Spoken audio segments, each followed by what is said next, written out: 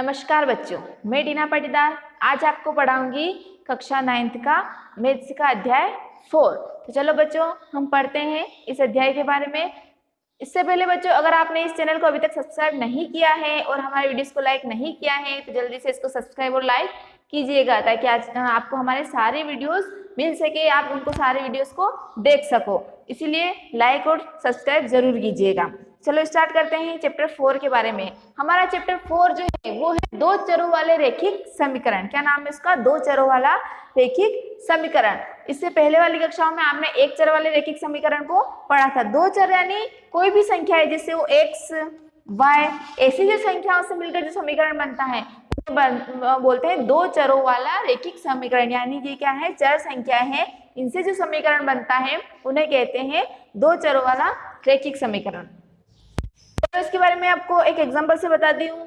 मान लो बच्चों आजकल जो क्रिकेट चल रहा है यानी आईपीएल चल रहा है, उसमें जैसे फर्स्ट टीम में एमआई और राजस्थान दोनों ने मिलकर जितने रन बनाए, मान लो उन्होंने मिलकर कितने रन बनाए हैं? 250 यानी 250 यानी 250। उन्होंने दोनों ने मिलकर 250 रन बनाए। बट उन्होंने अलग अलग नहीं बताया कि एमआई ने कितने बनाए, राजस्थान रॉयल्स ने कितने बनाए, ये नहीं बताया है। तो हम एमआई को मान रहे x और राजस्थान रॉयल्स को मान रहे y। मतलब एक टीम को हमने मान लिया x और एक टीम को मान लिया y, दोनों को हमने नाम दे दिए। दोनों ने मिलकर कितने रन बनाए हैं? 250। तो हमारे पास एक एक की वैल्यू नहीं है कि x वाली ने कितने बनाए, y वाली ने कितने बनाए। उन्होंने बताया है कि दोनों ने मिलकर 250 रन बनाए। तो मिलके बनाए मतलब दोनों का क्या होगा? प्लस होगा। दोनों का प्लस होके ही बताया उन्होंने कि 250 रन बनाए हैं। तो x प्लस y इक्वल 250 यानी x प्लस y कितने हैं? 250। दोनों ने मिलकर कितने रन बनाए? 250। x और y का जो प्लस एन जो योग है उसे कितना बोलते हैं? 250। तो ये वाली जो इक्वेशन हुई बच्चों, यही अपनी क्या कहलाती है? दो चरों वाले रैखिक समीकरण। दो चर वाली रैखिक समीकरण जिसमें दो चर संख्याएं आ रही हैं। ठीक है, तो इसे बोलते हैं हमने दो चरों वाली रैखिक समीकरण, जिसे इंग्लिश में बोलते हैं linear equation in two variables. यानी लाइनियर रैखिक समीकरण को बोलते हैं लाइनियर इक्वेशन और टू वेरिएबल यानी दो चर वाली समीकरण को बोलते हैं linear equation in two variables. इसमें बच्चों इस जो समीकरण है इसको हम लिखेंगे ax plus by plus c equal to 0। ये क्या है? रैखिक समीकरण है। ये अपनी क्या है? रैखिक समीकरण है। इसे हम बोलेंगे दो चरों वाली रैखिक समीकरण। आप सोचेंगे कि इसमें तो तीन संख्या है, मैं बोल रहे दो चर। पर मैंने आपसे अच्छे से आप ध्यान से सुनना है कि मैं बोल रही हूँ कि सिर्फ दो चर यानी x और y। तो इसमें दो चर संख्या ही है, एक x है और एक y है। बाकी जो a, b और c ये जो है ये वास्तविक संख्या है। मतलब वास्तविक संख्या यानी यहाँ पे कोई सी भी संख्या हो सकती है, 2, 4, 5, 8, 10 कुछ भी संख्या हो सकती है इन तीनों की जगह पे। बट सिर्फ दो चर होंगे, x होगा और y होगा। ये दोनों क्या होगी? दो चर संख्या होगी। a और b इक्वल टू 0 नहीं होगा, a और b बराबर 0 नहीं होगा, यानी a और b की वैल्यू 0 नहीं होगी। इसके बाद अपना आता है दो चरों वाले रैखिक समीकरण के अपरिमित रूप से अनेक हल होते हैं। मतलब इस वाले समीकरण के अपरिमित रूप से अनेक हल होते हैं, क्योंकि अगर इसको नंबर लाइन पे रिप्रेजेंट करते हैं तो नंबर लाइन पे बहुत सारी संख्याएं होती हैं जिनको हम अनंत तक लिख सकते हैं, प्लस वाली, माइनस वाली, y अक्ष पर, x अक्ष पर। तो इस समीकरण के अपरिमित रूप से अनेक हल होते हैं। इसके बाद अपना जो पॉइंट आता है, इसका जो समीकरण का जो हल है वो एक सरल रेखा देता है। मतलब अगर इस समीकरण को हम नंबर लाइन में प्रेजेंट करेंगे तो एक सरल रेखा में प्राप्त होगा।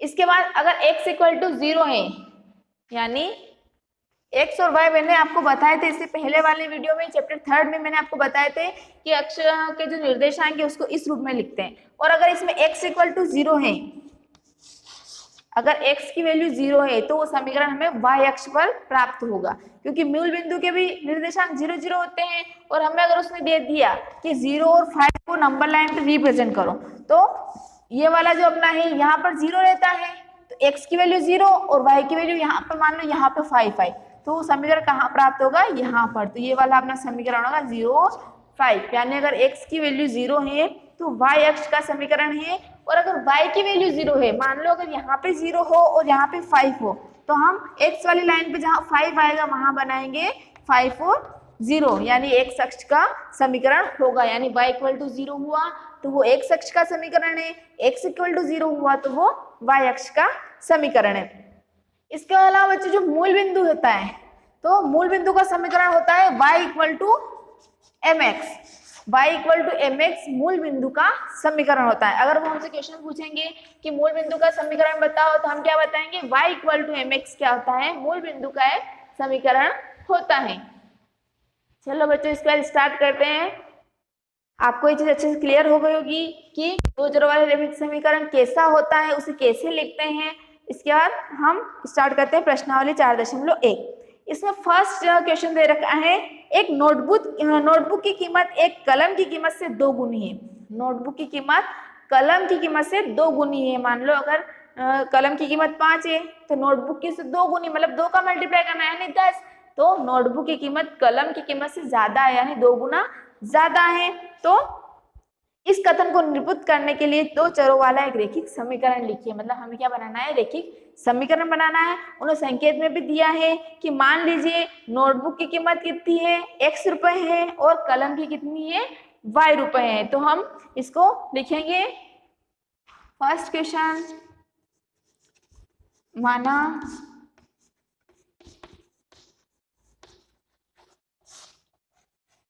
नोटबुक की कीमत इक्वल टू x रुपए। उन्होंने नोटबुक की कीमत उन्होंने दे रखी है कि संकेत दे रखा है कि आप नोटबुक की कीमत x रुपए मान सकते हो। उसके बाद कलम की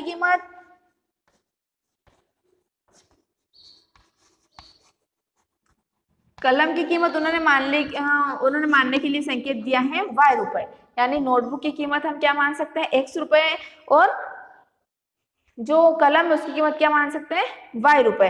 तो इसके लिए हमें संकेत में प्रश्नानुसार, प्रश्न में क्या दिया है, प्रश्नानुसार इसकी कीमत इससे 2 गुनी है, यानी इसकी कीमत इससे 2 गुनी है। तो किसकी कीमत 2 गुनी, x की, किससे, y से, तो y की 10 होगी, तो मतलब इसको 2 का मल्टीप्लाई कर देंगे, y की जो भी होगी इसमें 2 का मल्टीप्लाई कर देंगे, इसको उधर ले जाएंगे तो क्या हो जाएगा, x माइनस 2y इक्वल में कुछ नहीं बचा तो क्या हो गया, 0। तो ये अपना क्या हो गया, रैखिक समीकरण हो गया, x minus 2y equal to 0, ये अपना रैखिक समीकरण हो गया। इसके बाद अगला है अपना, निम्नलिखित रैखिक समीकरणों को ax plus B Y plus C के इक्वल टू 0 के रूप में व्यक्त कीजिए और प्रत्येक स्थिति में a, b और c का मान बताइए। हमें क्या करना है, जो समीकरण दिए हैं उनको हमें ax plus B Y plus C के रूप में लिखना है और उनमें से a, b और c की वैल्यू निकालनी है। तो चलो स्टार्ट करते हैं। सेकेंड का फर्स्ट क्वेश्चन दे रखा है 2x plus 3y equal to 9.35 के ऊपर बार लगा रहा है। 2x plus 3y equal to 9.35 के ऊपर बार लगा है। 5 के ऊपर क्या लगा रखा उन्होंने, दंड रेखा बना रखी है, बार लगा रखा है। उसका मतलब मैंने आपको समझाया था पहले कि जिस पॉइंट के बाद जिस संख्या के ऊपर बार या दंड रेखा बनी हुई होती है, मतलब वो संख्या बार बार रिपीट हो रही है। यानी अगर इसको 9.35 के ऊपर से अगर दंड हटाएंगे तो 5 5 5 5 5 ये संख्या चलती जाएगी अनंत तक, कहीं पे भी खत्म नहीं होगी। चलो स्टार्ट करते हैं। सबसे पहले हमें क्या करना है, इसको ax plus B Y plus C के रूप में लिखना है। तो मैं आपको रफ वर्क करके बता रही हूँ, ax plus B Y plus C equal to 0 के रूप में रखना है। तो सबसे पहले देखो बच्चों, ये अपने 3 पद में समीकरण है और ये कहाँ हो रही, 2 पद में हो रही है और बराबर में 0 लाना है हमें, इसके बराबर में 0 है। तो सबसे पहले इस टाइप के समीकरण को सोल्व करने के लिए आपको बराबर से उधर 0 करना है। किसी भी कंडीशन में आपको बराबर से उधर 0 करना है और बराबर से उधर 0 करने के लिए बराबर से इधर जो भी संख्या है उसको सबको उठा के इस साइड रख दीजिए। यानी बराबर से इधर जो भी संख्या है उनको उठा के कहाँ रखना है, इधर, ताकि यहाँ कुछ नहीं बचेगा तो क्या हो जाएगा, 0। सारे क्वेश्चन में आपको सेम करना है, बराबर से इधर 0 करना है। अगर आपको बराबर से इधर 0 दे रखा है तो बस आपको कुछ नहीं करना है, आपको बस तुलना करनी है। पर अगर बराबर से इधर संख्या दे रखी है तो आपको सबसे पहले बराबर से इधर 0 करना है। तो इधर की सारी संख्याओं को उठाकर कहाँ रख दोगे, इधर। तो चलो स्टार्ट करते हैं। Solution 2x plus 3y। जैसा मैंने आपको बोला कि बराबर से इधर 0 करना है, तो 9.35 डन को हम उधर लेके जाएंगे, तो ये प्लस की थी तो माइनस की हो जाएगी। जब भी अगर बराबर से इधर की संख्याओं को उधर ले जाते हैं तो प्लस की होती है तो माइनस की हो जाती है, माइनस की होती है तो प्लस की हो जाती है। तो ये प्लस की तो उधर जाके काय की हो जाएगी, माइनस की। तो 9.35 के ऊपर डन लगा देंगे, बराबर की संख्या उधर लेके चले गए, इधर कुछ नहीं बचा तो क्या बचा, 0। ये आपको करना ही है, यानी बराबर से इधर 0 करना ही है आपको। किसी भी कंडीशन में जो भी संख्या है उठाकर उधर लेके चले जाओ। मान लो अगर हमारे यहाँ माइनस होता, इक्वल में -9.35 होता, तो हम क्या करते, इसको उधर ले जाते, तो यहाँ पे क्या हो जाता, प्लस का, यानी माइनस की संख्या उधर जाके क्या हो जाती, प्लस की। बट ये अपने प्लस की संख्या है तो इधर आके क्या की हो गई है, माइनस की। अब हमको कुछ नहीं करनी है, समीकरण की तुलना ax plus by plus c equal to 0 से करने पर, ये मैंने रेफर किया था इधर, वो मैं रफ कर रही हूं, करने पर। अब हमें कुछ नहीं करना है, बस तुलना करनी है। तुलना कैसे करते हैं, संख्याओं को मिलाएंगे। क्या करेंगे, संख्याओं को मिलाएंगे। तो देखो अपना ax यानी x और y क्या है, अचर है, x और y क्या है, अचर है।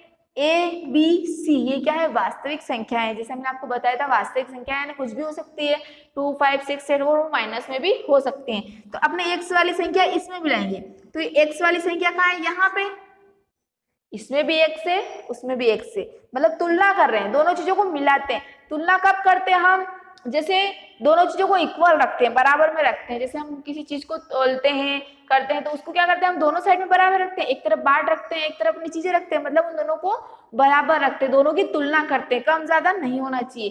तो दोनों की तुलना कर रहे थे, जैसे 2x और x की तुलना कर रहे हैं, मतलब दोनों को बराबर बता रहे हैं, तो दोनों तरफ चीजें बराबर होनी चाहिए। यानी यहाँ x है तो यहाँ पे भी क्या है, x, ये चीज बराबर हो गई।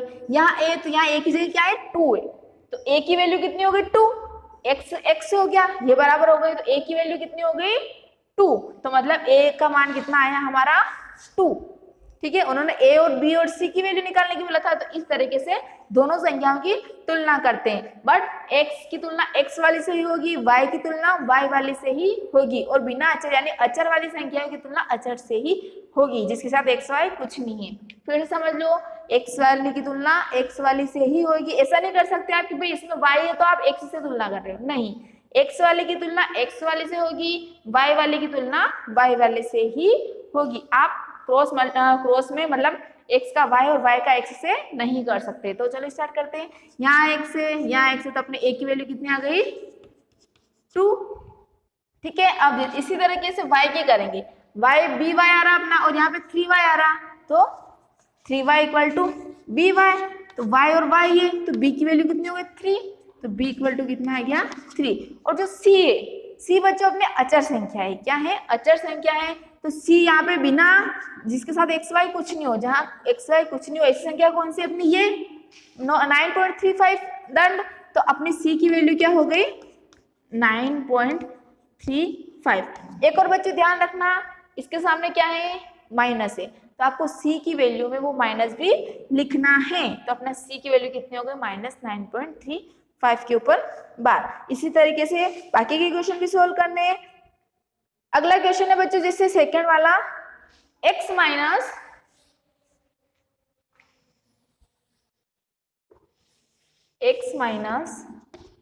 5 upon y, x minus 5 y upon 5, sorry, x minus y upon 5 -10 equal 0, -10 equal 0। तो बच्चों इसमें देखो आपको सब बराबर से इधर उन्होंने ऑलरेडी 0 दे दिया है, बराबर से इधर उन्होंने क्या दे दिया है, 0 दे दिया है, तो हमें बराबर से इधर 0 करने की कोई जरूरत नहीं है, हमें बस सीधे इसकी क्या करनी है, तुलना करनी है। तो सॉल्यूशन में इसको मैं एक बार और लिख लूंगी, y अपॉन 5 -10 इक्वल टू 0, तो हमें बस इसकी तुलना करनी है। तो समीकरण की तुलना ax plus by plus c equal to 0 से करने पर, तो सेम उसी कंडीशन में x वाली संख्या की तुलना x वाली से करेंगे।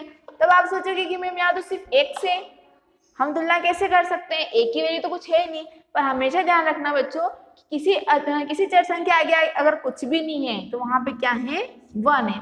मतलब अगर किसी चर संख्या के आगे कोई भी डिजिट नहीं दे रखी है तो वहां क्या होगा, 1 का x में मल्टीप्लाई होगा तो x ही आएगा, कोई डिफरेंस नहीं आएगा। इसलिए अगर x के सामने कुछ नहीं है तो क्या है, 1। तो अब तुलना करेंगे, x लगा x और a की वैल्यू क्या आ जाएगी, 1।